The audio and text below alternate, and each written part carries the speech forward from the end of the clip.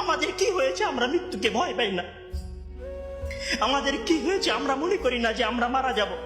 পৃথিবীর সর্বশ্রেষ্ঠ মানুষ, সর্বশ্রেষ্ঠ রাসূল দুনিয়া থেকে বিদায় নিলেন, তার সাহাবীদেরকে ছেড়ে তিনি দুনিয়া থেকে চলে গেলেন, ওপারের জগতে পাড়ি জমালেন। আমাদের কি হয়েছে যে আমরা বিশ্বাস করতে চাই না, আমরা প্রস্তুতি গ্রহণ করি না মৃত্যুর জন্য?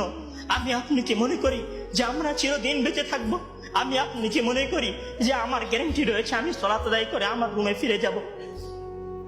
বিশ্বাস করুন হে আমার ছাত্র ভাইয়েরা, অবশ্যই আমাকে আপনাকে একদিন মৃত্যুবরণ করতে হবে, আমাকে আপনাকে একদিন এই দুনিয়া ছেড়ে চলে যেতে হবে। সুতরাং মৃত্যুর জন্য প্রস্তুতি গ্রহণ করুন, সুতরাং মৃত্যুর জন্য প্রস্তুতি গ্রহণ করুন। সেই দিন আসার পূর্বে, যেই দিন মৃত্যু আপনার দরবারে উপস্থিত হবে এবং মহান আল্লাহ তাআলাকে আপনি বলবেন, হে আল্লাহ, আমাকে স্বল্প একটু সময় দিন, আমাকে স্বল্প একটু সময় দিন, আমি ফিরে যাই এবং কিছু নেক আমল করে আসি। কাল্লা ইন্নাহা কালিমাতুন হুয়া কাইলুহা। তখন মহান আল্লাহ তাআলা বলবেন, কোনো সুযোগ নেই, এটা তো তার মুখের কথা মাত্র, সে ফিরে গেলে আবারও আমল করবে না, সে ফিরে গেলে আবারও আমল করবে না। সম্মানিত ভাইয়েরা, সেই দিন আসার পূর্বেই প্রস্তুতি গ্রহণ করুন, সেই দিন আসার পূর্বেই প্রস্তুতি গ্রহণ করুন।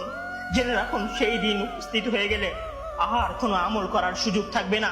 সেই দিন উপস্থিত হয়ে গেলে কবরে নাজাত পাওয়ার জন্য আর কোনো কিছু করার সুযোগ থাকবে না। সেই দিন এসে গেলে 2 রাকাত সালাত আদায় করে আল্লাহর কাছে ক্ষমা প্রার্থনা করার কোনো সুযোগ থাকবে না। সেই দিন এসে গেলে রাতে জেগে 8 রাকাত তাহাজ্জুদ সালাত আদায় করার কোনো সুযোগ থাকবে না। এখনো সময় আছে।